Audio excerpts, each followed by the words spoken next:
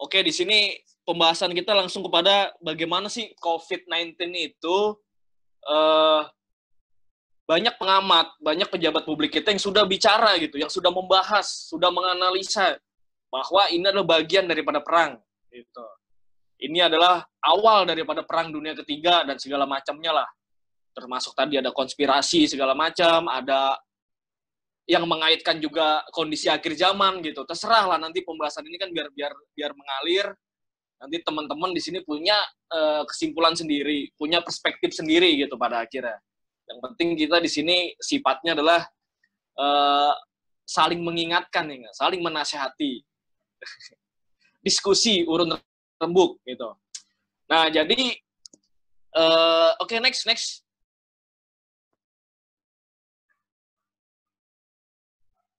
Ji, dengar kan ya semua ya? Nah, dengar kok Bang. Oke, siap. Nah, jadi sebagaimana kita ketahui ya, hari ini ya, kondisinya kita melihat ada dua negara adidaya yang besar, yaitu Amerika Serikat, US, dan China. Jadi nyebutnya harus China. Gitu. Atau Tiongkok ya. Nggak boleh Cina. Itu sudah terjadi dalam beberapa dekade terakhir lah, katakanlah 1 atau 2 dekade lah. Dua negara ini yang muncul ke permukaan sebagai negara yang adidaya, negara yang memegang peranan penting di dalam kehidupan dunia, gitu. Nanti dalam sisi militer, ekonomi, politik dan sebagainya. Itu artinya dengan kata lain dua negara ini sedang berebut pengaruh, kan begitu yang dihembuskan, yang diberitakan oleh berbagai macam media dan para analis-analis kita ya. Itu sudah dulu kita tahu lah, awalnya dulu ada perang dagang ya kan, perang ekonomi. Nah, semua sudah bersepakat dan semua sudah yakin bahwa suatu hari nanti kan gitu, dari perang ekonominya kan bergeser kepada perang yang konvensional gitu. Perang konvensional itu perang fisik ya. Jadi perlu dipahami dulu sebelumnya, perang ini kan ada konvensional dan non konvensional, atau ada juga yang menyebut perang simetris dan asimetris ya kan. Nah, ini ranahnya hari ini masih ke dalam perang simetris, asimetris semuanya lah. Perang yang tak tampak gitu, perang yang non konvensional tadi, yang tadi nuansanya dia perang dagang, perang ekonomi gitu, perang mata uang dan perang-perang segala macamnya lah. Perang ya, bukan perang. Kalau perang ya anak-anak milenial sekarang lah jagonya gitu. Dasar Bang Adit Paleka. Oke, sip. Nah, jadi itu tadi, dunia hari ini sedang mengalami titik eskalasi yang mana dua negara adidaya ini sedang bersaing lah, berebut pengaruh gitu. Nah, kemudian ada juga titiknya nih, hotspotnya, bahwa pusat daripada peperangan itu semua gitu nantinya ya, atau biasa disebutnya padang kurusetranya lah gitu, lahan tempurnya lah gitu, itu ada di daerah Asia Pasifik gitu. Terus kita scoop lagi, kita perkecil lagi, ada di daerah Asia Tenggara, dalam hal ini Laut Cina Selatan lah, kita ambil titiknya ya. Dan kemudian kita persempit lagi, ada di Indonesia kan gitu. Artinya itu semua ada di dalam berandanya Indonesia atau berandanya Nusantara dahulu kala ya kan. Jadi itulah makanya kita pentingnya tadi memahami geopolitik biar anak bangsa ini paham nih mengenai konstelasi dunia saat ini dan apa yang harus kita perbuat gitu. Apa yang harus kita sikapi dan gitu. Oke, coba next Ji.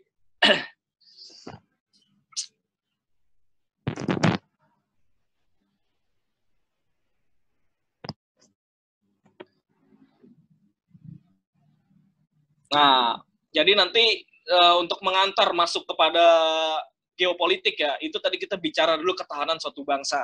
Tadi adanya perang, adanya yang mana tadi setiap negara atau setiap bangsa itu bagaimana untuk mempertahankan hidupnya ya, sehingga tidak memungkinkan di sini bisa terjadi namanya perang gitu antara negara atau banyak negara. Itulah yang kemudian kalau skalanya besar kita nyebut sebagai perang dunia.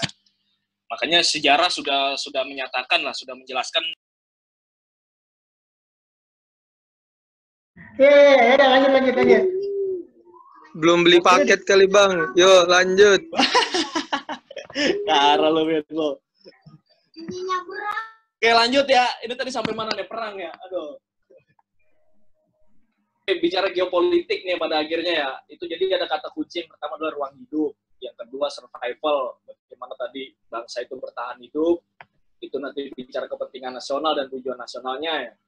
Yang tadi makanya tadi saya jelaskan bahwa kalau alam semesta ini kan teratur ya, antara bumi, bulan, semua itu ada garis edarnya masing-masing. Tapi kalau kita bicara negara, yaitu namanya organisasi manusia kan gitu. Bisa jadi antara garis edar ini saling bersinggungan. Antara kepentingan nasional bangsa yang satu dan bangsa yang lain adalah saling bertabrakan gitu. Makanya kata kuncinya adalah tadi ruang hidup dan bagaimana mempertahankan hidup. Sehingga nanti yang dicari itu yang pertama kan bicara sumber daya alam.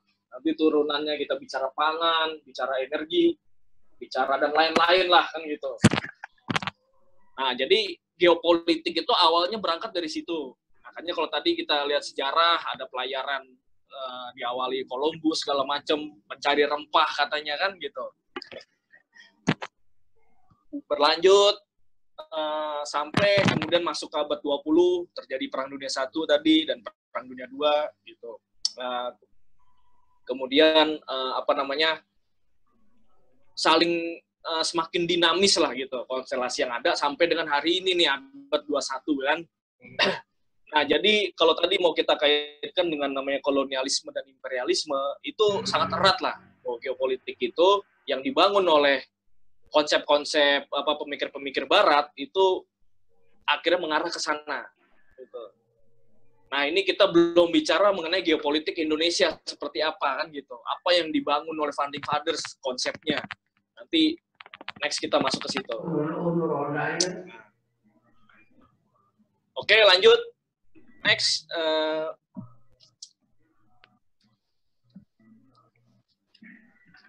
itu slide-nya nggak ganti-ganti, Ji. Nah, nih. Oke, jadi ini pengertian geopolitik, definisinya.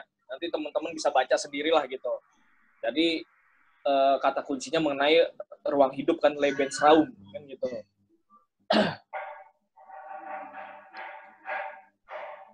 Nah, sehingga nanti geopolitik itu ada turunannya namanya geostrategis. Itu udah bicara bagaimana strategi, bagaimana kebijakan suatu negara gitu dalam menentukan tujuan hidup bangsanya tadi. Sehingga nanti banyak juga yang mengurai sampai turunannya lagi, ada bicara geoekonomi kan gitu. Seperti tadi yang sudah Bung Panji sampaikan di awal kan gitu. Semakin kompleks lah hari ini kan gitu. Ada yang mengkaitkan gitu. Jadi tadi geopolitik kita bahas di dunia, tokoh-tokohnya nanti teman-teman bisa share sendirilah. Salah satunya ada siapa namanya nih dari Jerman gitu. Ada Mas Renal. Nah, oke. Kita masuk kemudian melangkah ke Indonesia gitu, Ji. Ke Nusantara lah ya. Itu next berikutnya.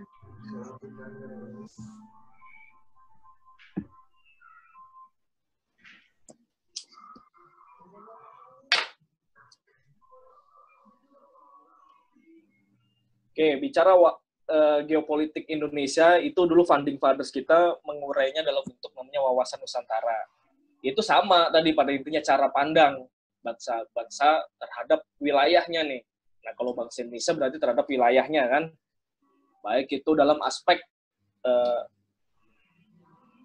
Ipolexos Uthankamnya gitu, ideologi, politik, sosial, budaya, ekonomi, dan pertahanan keamanannya. Gitu. Jadi yang disinkronkan dengan cita-cita dan nasional, cita-cita dan tujuan nasional negaranya. Nah, nanti kalau kita bicara, itu kan sudah tertuang semua di dalam preambul ya.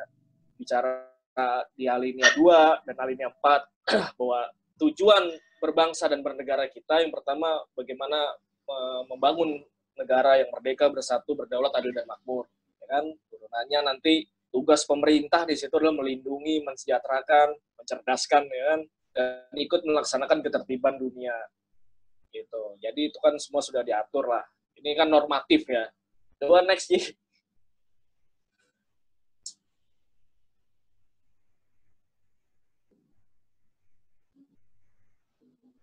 Udah muncul. Nah, itu tadi, oke, itu tadi yang kita bahas. Jadi turunan daripada geopolitik Indonesia atau wawasan Nusantara itu tadi bicara bagaimana ketahanan nasional satu bangsa. Itu kita kutip dari Lemhanas saja lah, apa yang sudah diurai oleh bapak-bapak kita di Lemhanas itu juga berangkat dari apa dulu yang dirumuskan oleh para founding fathers kita gitu. Jadi ada bicara Astaga Gatra, 8 aspek ya, 8 bidang. Nanti di situ terdiri dari 3 aspek yang sifatnya alamiah atau given ya.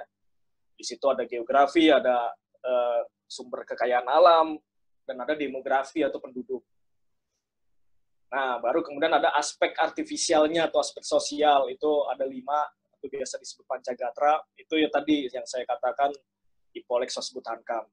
Ideologi, politik, ekonomi, sosial budaya, dan pertahanan keamanan. Ya nggak apa-apa lah kita pakai ideologi dulu lah sementara kan. Yang mana kita nanti juga turunan. Kita kan menempatkan Pancasila sebenarnya dalam posisi bukan sebagai ideologi, tapi sebagai filosofi Grondslagnya. Lebih tinggi lagi. Ya, itu nanti pembahasannya bisa lebih mengkerucut lah ke dalam. Oke, next. Oke, Bang. Oke, jadi tadi kalau kita bicara cara pandang ya, bangsa Indonesia terhadap wilayahnya dan berbagai aspek tadi, astagatranya, itu makanya kita tidak bisa bangsa Indonesia ini, gitu, yang dahulu namanya Nusantara. Jadi kita tidak bisa lepas dari mana perjalanan sejarah dulu ada bangsa kerajaan Sriwijaya, ada Majapahit kan gitu. Ada kesultanan kemudian di Demak, Aceh, Banten, Goa dan sebagainya lah. Gitu. Nah, kemudian masuk masa penjajahan dari Portugis, Spanyol sampai kepada Belanda, VOC. Sampai kemudian ke alam pergerakan masuk abad 20 yang diawali dari Budi Utomo 1908 sampai dengan Taman Siswa segala macam. Nah, akhirnya di situ ada proses untuk menjadi yang namanya Indonesia.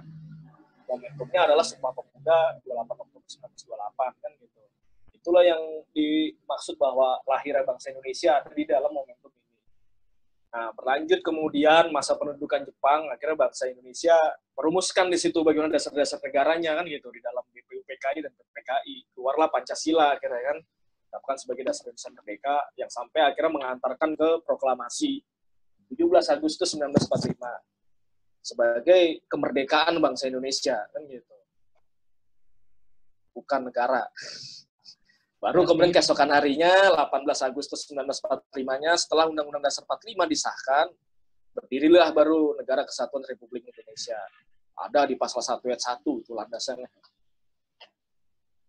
Nah, jadi seiring berjalannya waktu kemudian kita sampai melihat ke demokrasi terpimpin ya. Itu ada beberapa fenomen, ada beberapa peristiwa lah. Kayak misalkan kita sebut Deklarasi Juanda 13 Desember 1957 itu bicara penegasan wilayah gitu, bahwa Indonesia merupakan negara kepulauan gitu, lautan yang ditaburi pulau-pulau gitu kalau kata Abel Apian, yang harusnya punya sifat, punya karakter sebagai negara maritim kan gitu. Negara kepulauannya visi. Nah, kemudian di tahun 5 Juli 1959 kita tahu ada peristiwa dekret presiden, itu momentum kembali ke Undang-Undang Dasar 45 gitu. Setelah sebelumnya kita menggunakan 2 undang-undang dasar ya, baik itu Undang-Undang Dasar RIS dan Undang-Undang Dasar sementara tahun 50. Itu dikembalikan lagi oleh Soekarno waktu itu melalui dekret yang disebut dulu judulnya adalah Recovery Our Revolution gitu. Penemuan kembali revolusi kita gitu. Kembali ke relnya revolusi. Oke, selamat datang, Bang. Oke deh. Waduh, ini mata-matanya si Jinping ini. Lanjut, Dit. Ya. Oke, nah kemudian tadi gini, ada 2 pendapat ya. Kapan wawasan Nusantara yang isinya tadi Trigatra dan Pancagatra itu dirumuskan? Ada pendapat yang menyatakan itu sudah dirumuskan tahun 1958. Dulu Soekarno, kita tahu ada data ya, bahwa Soekarno membuka kursus Pancasila kepada para pejabat, tokoh-tokoh lah kan gitu. Itu sebelum dekret lah. Nah, kemudian ada pendapat lain menyatakan wawasan Nusantara itu baru dirumuskan tahun 1964 ketika dibentuknya Lemhanas, nah, Lembaga Ketahanan Nasional sampai hari ini. Ya, kan gitu. Nah, di tahun 59 pula kita nanti bicara menganut ya politik luar negeri bebas aktif itu sudah dicetuskan juga kalau nggak salah di dalam TAP MPR-S pada saat itu setelah dekret. Nah, kemudian ada nanti peristiwa UNCLOS 1982. Sampai dengan hari ini nanti teman-teman bisa urai sendirilah bagaimana terjadi berbagai peristiwa, fenomena dan segala macamnya kan. Gitu. Yang mana kita berharap prinsipnya itu jangan berubah gitu. Tapi kalau cara, strategi dan segala macamnya berubah mengikuti dinamika zaman ya, itu nggak masalah. Gitu. Tapi yang pasti prinsip dan filosofinya jangan berubah. Itu yang perlu kita tekankan. Nah, oke, langsung next, Gi. Jadi, kalau kita bicara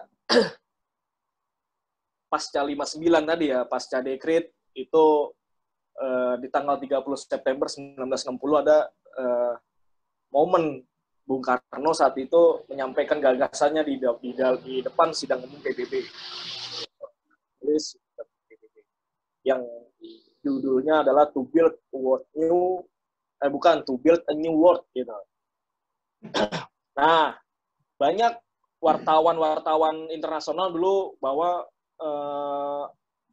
menilai ya Bung Karno ingin membangun tatanan dunia baru gitu. Itu kemudian diklarifikasi oleh Bung Karno saat itu, tidak bukan tatanan dunia baru tapi tatanan dunia kembali gitu. Makanya dia ada istilah bahasa Inggrisnya ini to build a new world. Saya juga kalau di terjemahan bahasa Indonesia kan kita bingung ya, rancu ya, apa sih maksudnya gitu.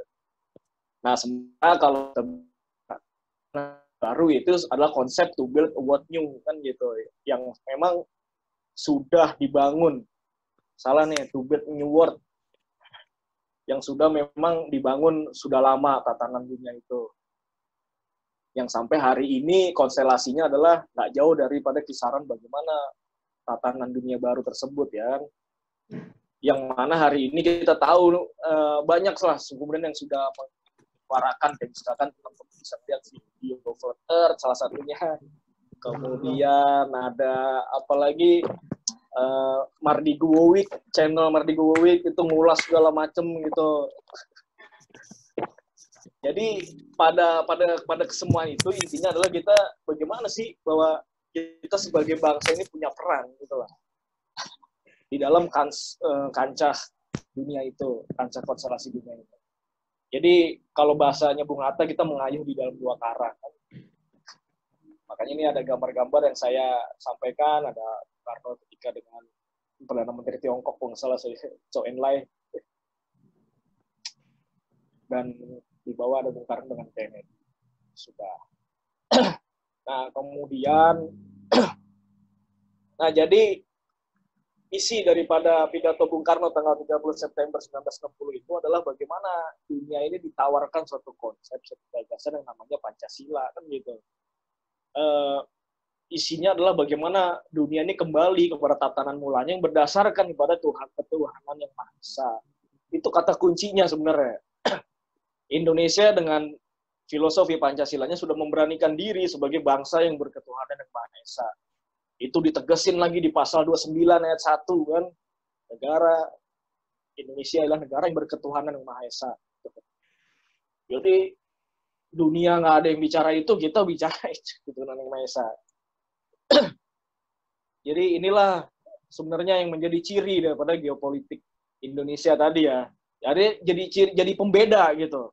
Kalau tadi geopolitik dunia ujung-ujungnya untuk ekspansi, kemudian melegitimasi adanya kolonialisme, imperialisme, nah kita sebaliknya untuk bertahan gitu.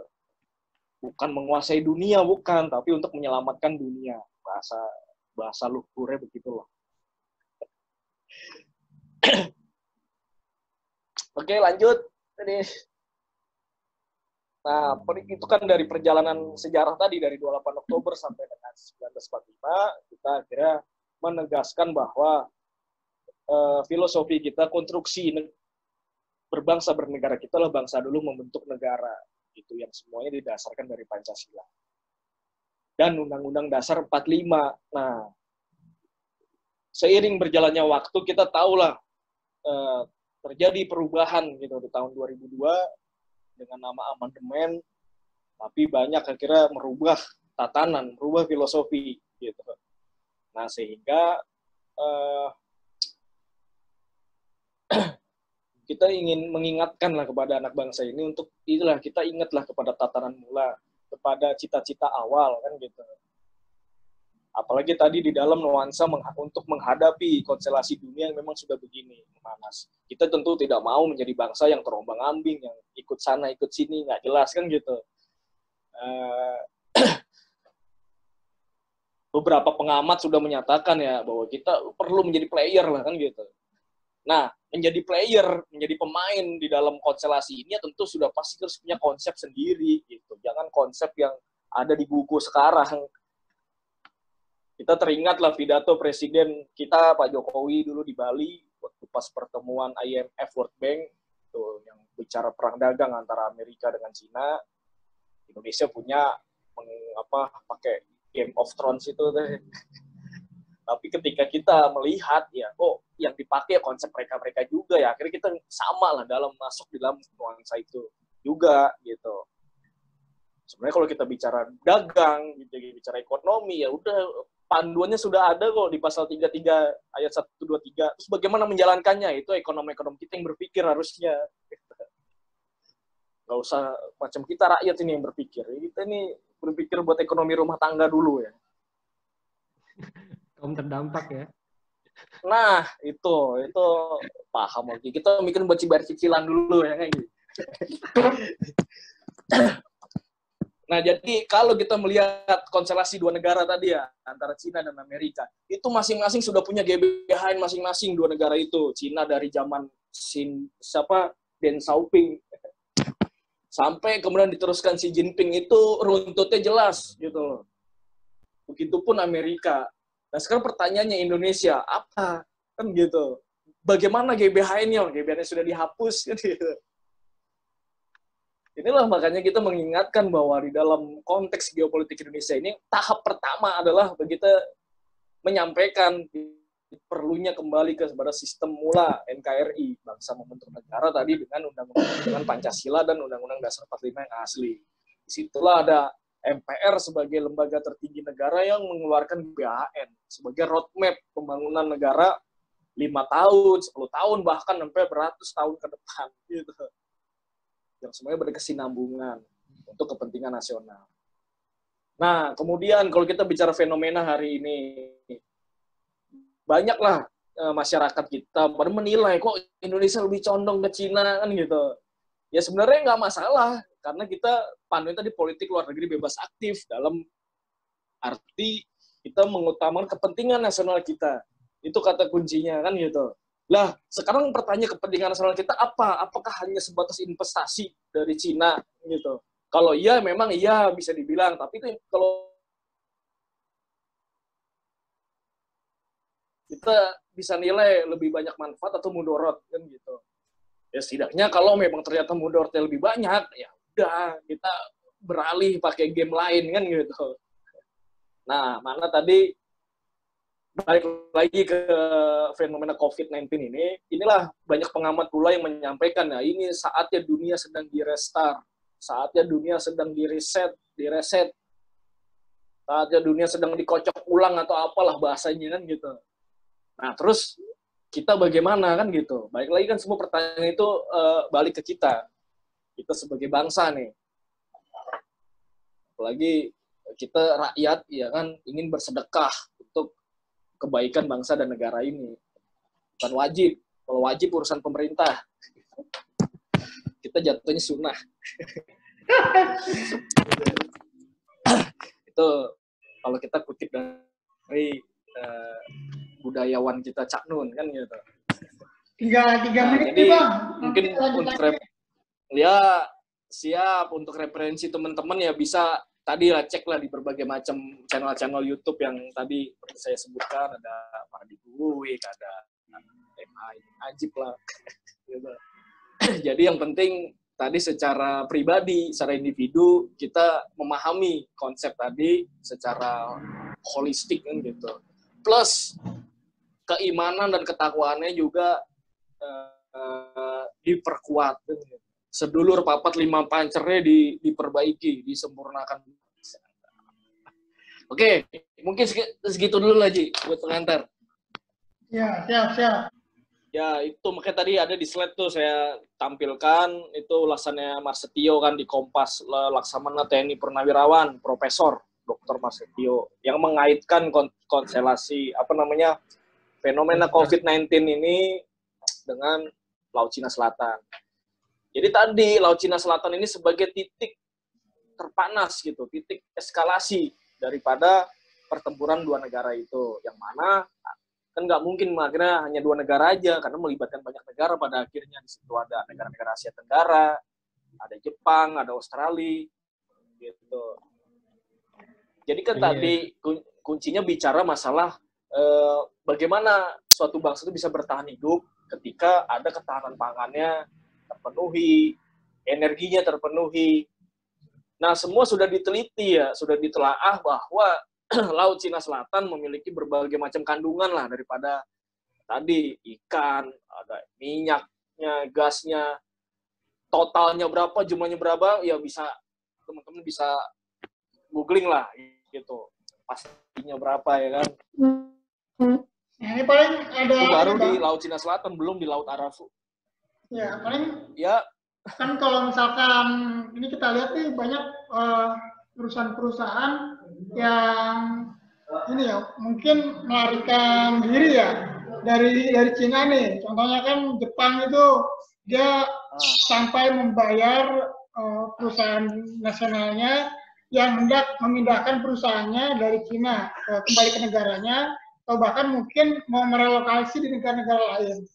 Nah, terus yang kedua adalah jadi di ini ya dampak dari pandemi ini kan banyak negara-negara yang meminjam uang untuk menyelesaikan pandemi ini, utang ya. Tapi mungkin di situ juga IMF ya. Peluang, ya menjadi peluang juga bagi negara-negara untuk kembali bersaing dalam tataran ini pasar global. Nah, ini bagaimana nih Bang? Melihat fenomena seperti ini, apa emang ada harapan atau tidak nih bersaing setelah pandemi ini? Oke. Ataukah memang ini hanya skema saja gitu kan, tidak ada berdampak kepada persaingan ke depan? Tetap aja negara-negara yang awalnya di situ terus. Gitu. Oke. Siap. Tadi yang pertama merelokasi ya perusahaan-perusahaan ya. Ya itu tadilah bagian dari perang dagang, sudah pasti bicara bagaimana perusahaan di suatu negara harus hidup tadi, harus bisa menguasai pasar kan gitu. Ya kita tahulah hari ini Cina bagaimana produknya itu menguasai pasar dunia dengan dumpingnya, dengan yang segala macamnya ya kan. Itu sudah pasti ya kayak tadi negara Amerika dan termasuk sekutunya ya Jepang. Itu ketar-ketir lah gitu. Nah, cuman kan baik lagi, kita mau apa kan begitu? Apakah kita hanya sebatas penonton, pemakai tadi, barang-barang mereka, ya kan? Terus ekonomi kita diatur, itu semua diatur, kan gitu. Kan tentu tidak. Sementara kita di sini punya potensi yang besar, yaitu bicara Trigatra tadi. Bicara geografi, demografi, penduduk ya, dan satu lagi sumber kekayaan alam. Jadi, kalau kemudian nanti semua negara pada merapat ke, ya udah pasti kita harus bersiap-siap kan gitu. Eling dan waspada kalau kata Kak Nun kan. Nah, kemudian tadi masalah utang, masalah pinjaman ya kan. Ya sudah pastilah seperti yang sudah. Ketika terjadi krisis ekonomi dunia atau resesi global, lembaga macam IMF dan Bank Dunia sangat berperan di situ, di dalam melakukan suntikan, memberikan kredit, memberikan dengan utang kan gitu. Nah makanya tadi kalau kita masih in the box berpikir ya, atau cara melangkah atau berstrateginya ya kita begini-gini terus gitu. Ya, krisis ekonomi terjadi, utang lagi kan gitu. Utang makin banyak, APBN habis buat pinjaman, bayar cicilan kan gitu. Karena kita masih ada di dalam rule mereka, masih ada di dalam buku ilmu mereka gitu. Jadi banyak pengamat kayak tadi misalkan Mardi Guwik menyampaikan ya kita out of the box lah melawan ini, menghadapi ini kita pakai ilmu Wali Songo kan gitu. Diajarkan kita punya sumber daya alam tadi dan segala macam. Nah, itu memang sebenarnya sudah diatur di pasal 33 gitu. Tinggal bagaimana teknis perjalanannya, menjabarkannya, menerapkannya yaitu biar Menteri Ekonomi yang berpikir, biar Presiden yang berpikir gitu. Kita hanya sebatas sumbang saran. Ya kan, sudah pasti perlu yang pertama adalah keberanian tadi, keilmuan, ya kan, di dalam memainkan konstelasi ini. Kita melihat dulu founding fathers sangat-sangat rapi, sangat lihai dalam berkaca seperti ini ya. Bung Karno, termasuk Pak Harto yang melanjutkan juga adalah gitu. Nah, kemudian kenapa kok mereka gagal, nggak berhasil, kemudian hancur lagi, ya itu ada beberapa faktor yang memang nanti bisa kita bahas lah. Nah, hari ini apalagi faktornya sudah jelas, pasca reformasi, konstitusi kita dirubah, segala macam, udah kita sangat-sangat lemah lah kalau bicara kondisi bangsa ini sangat lemah gitu. Tapi di dalam kondisi yang lemah ini bagaimana cara tadi kita survive? Itulah yang jadi kata kunci dari geopolitik, kita survive tadi. Nah, cuman kan survive-nya kita yang berketuhanan yang Maha Esa bukan cuma dunia aja kan gitu, tapi dunia dan akhirat.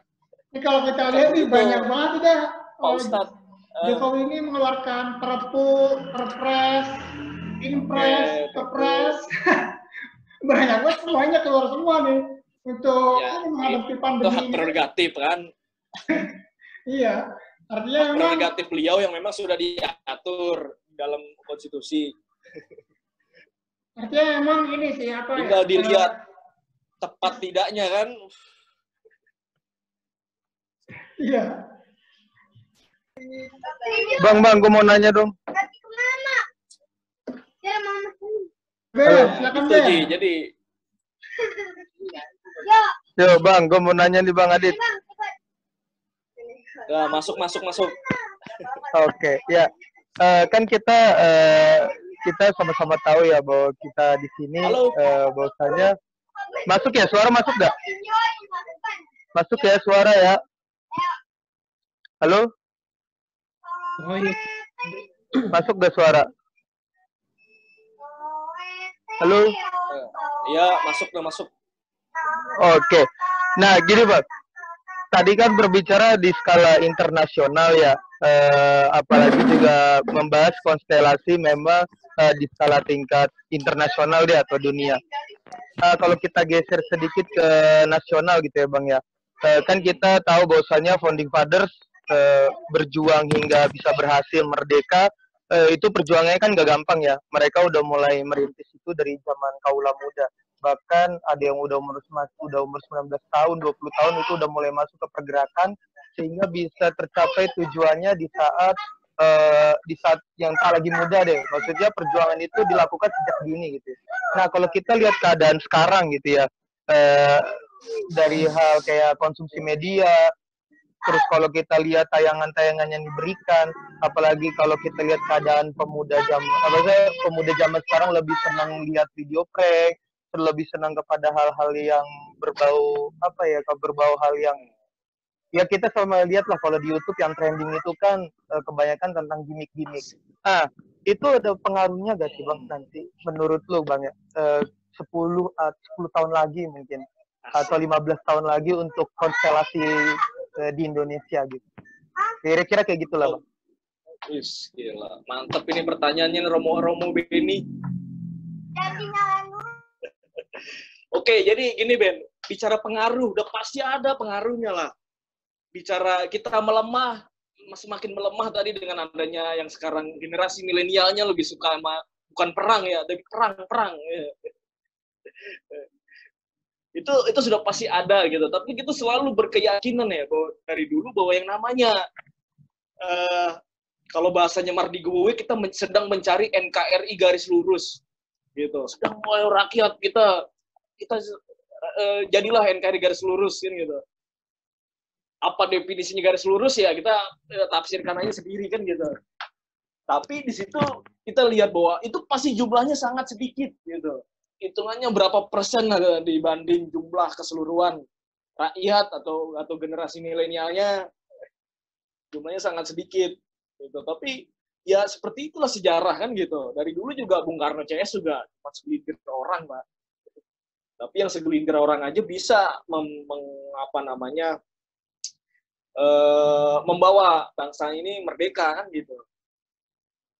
Itu yang menjadi harapan kita, menjadi optimisme kita, dan itu menjadi bukti bahwa kita kalau ingin menjadi NKRI garis lurus ya benar-benar berketuhanan yang Maha Esa kan gitu. Kayak misalkan Benny harus rajin ke gereja pokoknya, jangan sampai alfa. Minggu jangan nonton Doraemon terus. Jadi rajin lah ke gereja. Ke masjid jangan, ntar dulu. Nah terus sih bagi yang muslim itu tadi pesan saya perdalam dan tingkatkan lagi yang namanya keimanan dan ketakwaannya, tauhidannya. Jawa aja tadi sedulur papat 5 pancernya itu diolah terus gitu. Jangan itu isi dompet terus yang diolah kan.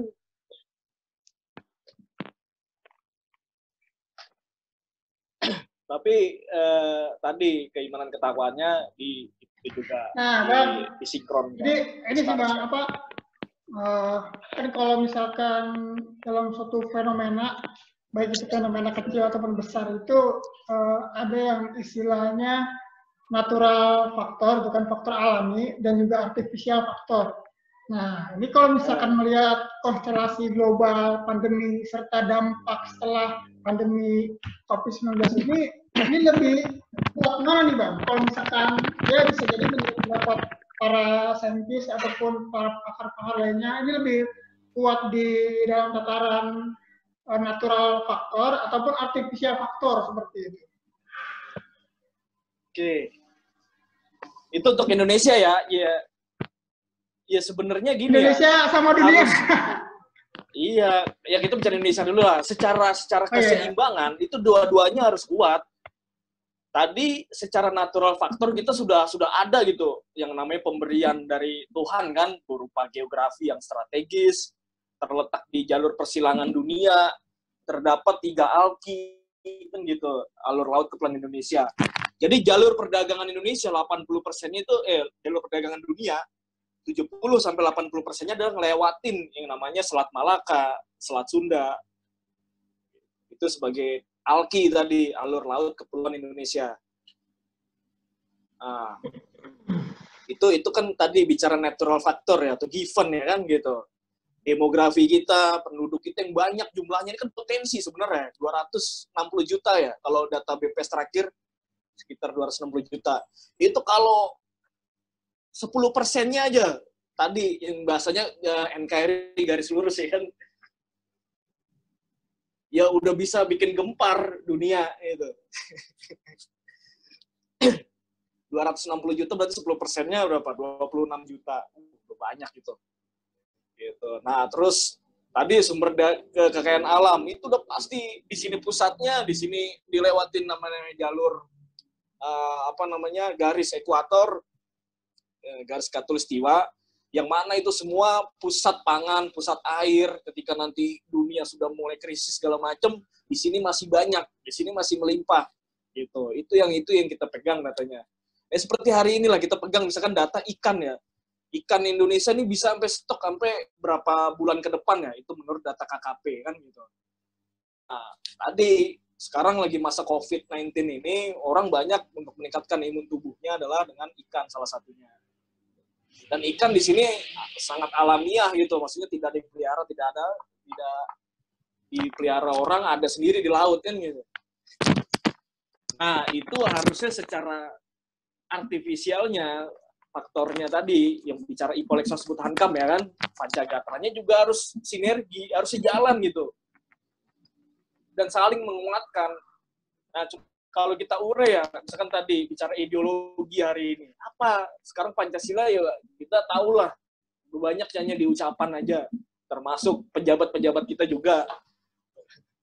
Semuanya mikirnya bagaimana nanti bicara pemilu, bagaimana bicara pilkada gitu.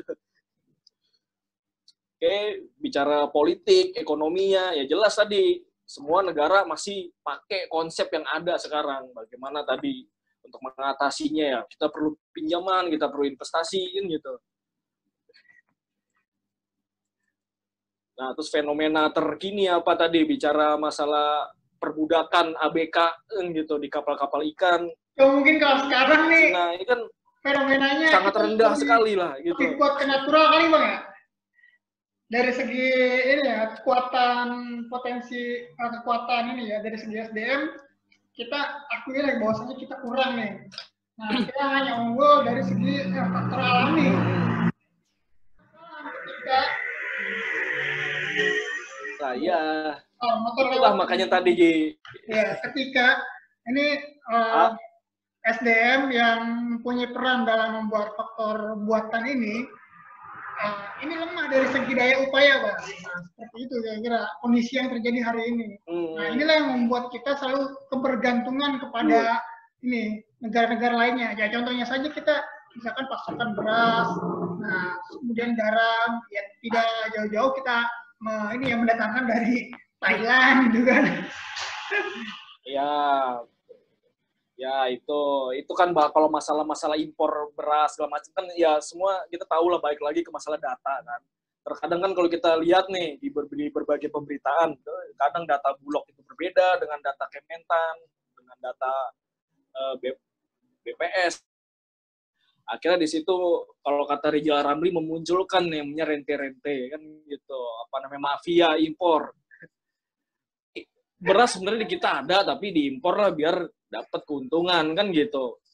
Akhirnya beras dari petani tadi tidak keserap ya kan, numpuk di gudang-gudang, jadilah beras Bulog yang kalau lagi kondisi gini dibagi-bagiin kan ya, beras kerak namanya kan kalau dulu. Itu jadi tadi itu kecil aja. Benar kalau perkara masalah membangun SDM itu ya PR kita semua lah, tugas kita semua, termasuk ya udah pasti tugas negara di situ. Ya bukan hanya kualitas, bukan hanya apa namanya skill, bukan hanya karakter gitu, itu yang paling penting gitu. Nah nanti mungkin sesi pendidikan dibahas di sesi lain kan sama siapa, Alma Lutfi kan,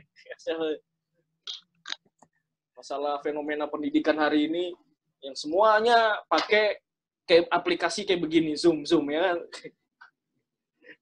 Nah ini Bang, gue mau nanya Bang. Begini ya, ayo Tanya. Ya, balik lagi ke temanya.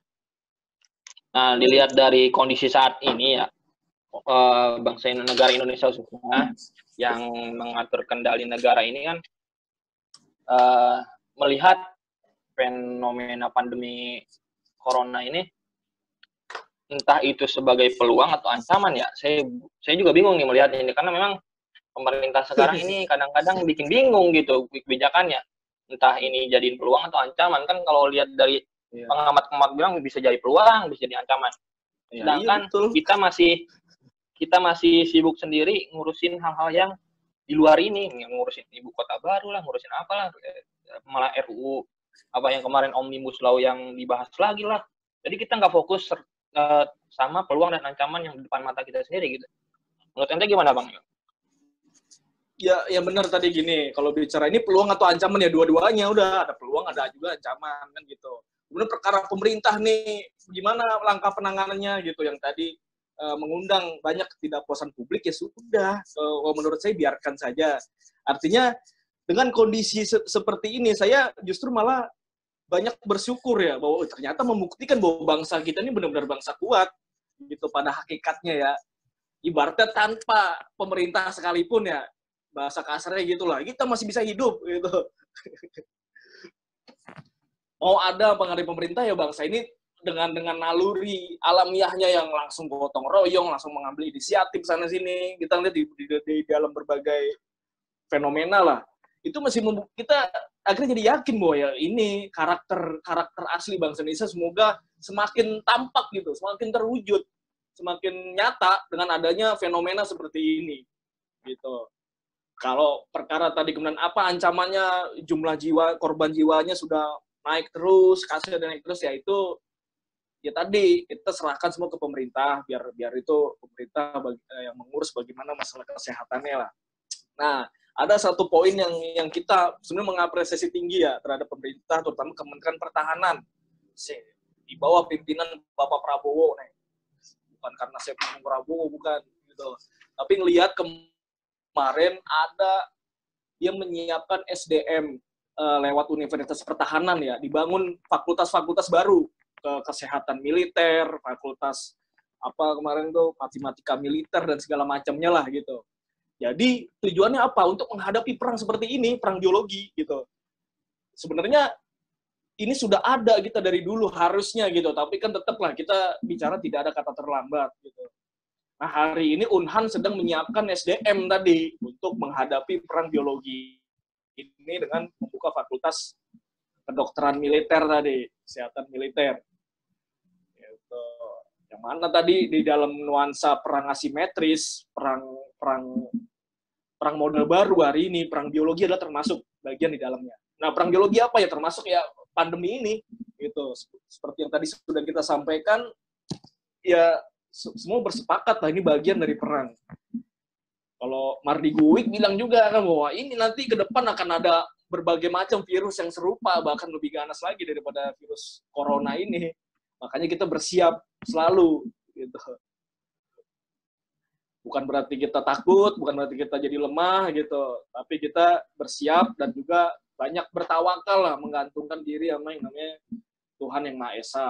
Sebagaimana prinsip bernegara kita tadi, sebagai negara yang berketuhanan yang Maha Esa. Begitu, bro.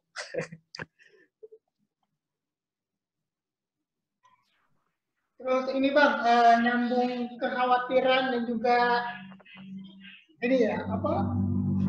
Kan kalau kita lihat ini kepanikan ya. Kekhawatiran mengenai COVID-19 ini ada sudut pandang dibawa-bawa ke masalah ranah konspirasi. Nah, terus ada anggapan bahwasanya orang-orang yang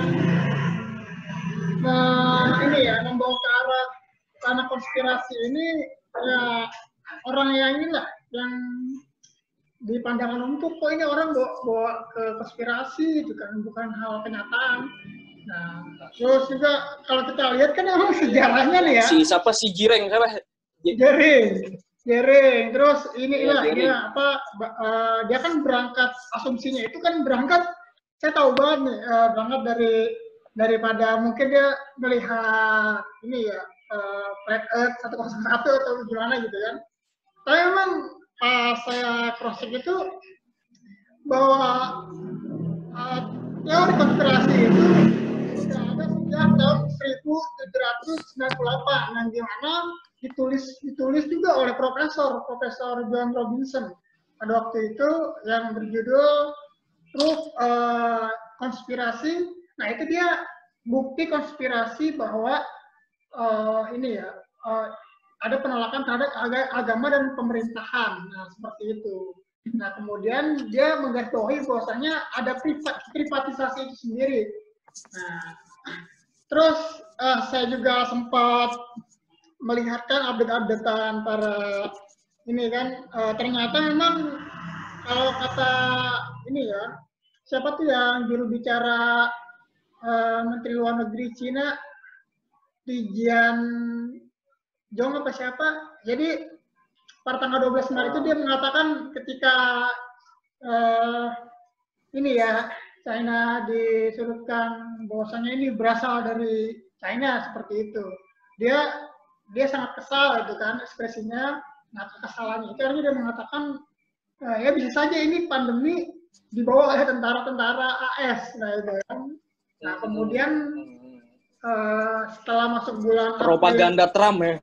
Ya, setelah masuk bulan April baru ada pernyataan resminya itu bahwa ini pandemi secara alami. Nah, terus ada yang mengatakan bahwa ini ya perkembangan virus itu akan cepat menyebar apabila asam aminonya ditambahkan. Dan setelah saya lihat itu di jurnal virologi itu ya memang ada penjelasan seperti itu, bahwasanya asam amino virus itu akan cepat menyebar ketika asam amino itu ditambahkan. Artinya memang gimana ya? Jadi seakan-akan orang-orang yang membawa teori konspirasi itu ya tidak juga disalahkan karena dia sebenarnya mengambil data-data hasil laboratorium itu sendiri. Nah, yang jadi permasalahan adalah ketika itu tadi kita dalam kasus ini orang berpatokan bahwasanya pandemi ini adalah secara natural, bahwa virus itu alami tiba-tiba ada. Nah, tapi di luar konteks itu akan perlu juga orang mempertanyakan ini adanya virus COVID-19 ini apakah memang benar itu alami ada ataupun dibuat, dan penambahan asam amino ini pun apakah memang secara alami ataupun dibuat, kan seperti itu. Dan ini kan kalau menurut saya hal-hal yang wajar-wajar saja ketika orang menanyakan bahwasanya memang mungkin belum ada penambahan asam amino pada virus itu ya sebanyak sekarang gitu kan, kali lipat seperti itu. Nah ini bagaimana ini? Pernah tidak dalam catatan sejarah dunia bahwasanya memang ada perang buatan yang dimana perang buatannya itu mengarahnya ke situ, ke pandemi itu sendiri. Sebelumnya pernah ada tidak, Bang? Oke, kalau perang biologi dalam konteks yang besar ya itu baru-baru terjadi. Apa istilahnya dulu kayak konspirasi bocornya apa nuklir di Rusia dulu, di Uni Soviet, Chernobyl ya. Chernobyl. Konspirasi kepada ya biasanya begitu, sehingga itu radioaktifnya menyebar luas kan gitu. Tapi kalau untuk virus yang sedemikian besar baru terjadi corona ini. Walaupun sebenarnya ada SARS, ada H5N1 kan gitu. Itu kan sudah masuk tuh sebenarnya bagian daripada konstelasi itu kan dalam perang biologi itu, tapi masih dalam skup yang kecil. Bisa menangani lah dengan baik lah, termasuk Indonesia. Nah hari ini ada virus yang ininya lebih besar lagi, lebih cepat lah gitu, yang disebut COVID-19 ini kan, yang disebut corona ini gitu. Nah kalau memang tadi bicara konspirasi ya, itu kan sudah berangkat dari gini ya, tidak ada kejadian di dunia ini yang tidak terjadi secara yang terjadi secara kebetulan gitu. Jadi semuanya sudah didesain gitu. Itu jadi prinsip-prinsip orang yang percayakan konspirasi. Ya tentu kita memahami ya bahwa ya iya kalau memang konspirasi ya ini bagian dari konspirasi gitu. Dan terus permasalahannya apa? Gimana sikap kita gitu. Kalau emang ini benar konspirasi kita mau ngapain kan gitu. Makanya berbagai macam ketahanan diri tadi itu sudah harus kita persiapkan dari sekarang tadi, termasuk tadi langkah pemerintah ya di dalam membangun SDM itu tadi ke secara militer, kesehatan militer ya di Universitas Pertahanan. Itu juga rakyatnya dikasih sosialisasi terus lah kan ya, bagaimana menghadapi lah virus ini gitu, dari makanan, dari pola hidup dan segala macamnya gitu. Itu kan cara-cara yang teknis lah. Nah, kemudian kalau tadi cara yang prinsip bilang filosofisnya ya kita berpegang teguh kan gitu sama yang namanya sembari kita berpikir bagaimana ke depan kan gitu bangsa ini di dalam tadi sebagai pemain, sebagai konstelasi sebagai penentu permainan ya. Makanya ada hal yang tadi kita tangkap dan gitu, ada yang kita pelajari dari apa yang sudah dilakukan oleh Soekarno dulu ya kan gitu di tahun 1960 tadi. Gitu. Indonesia punya tawaran konsep kepada dunia gitu.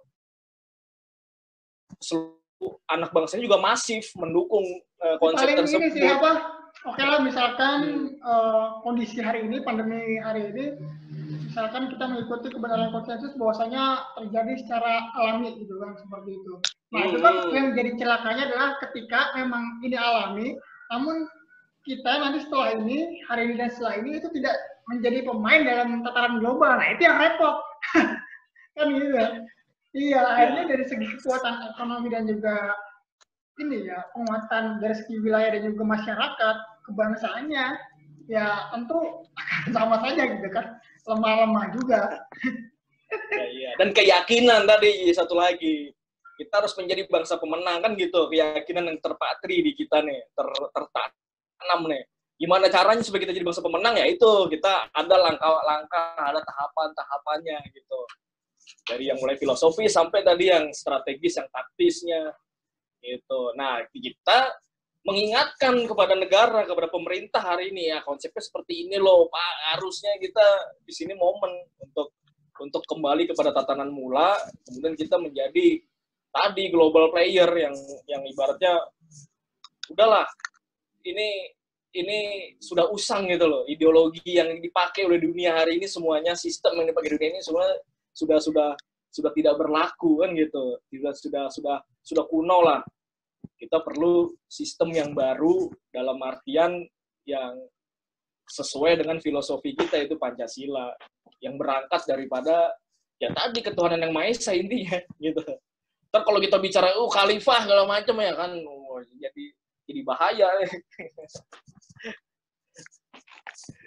Intinya mendekatkan manusia pada Tuhannya gitu ya. Itu intinya.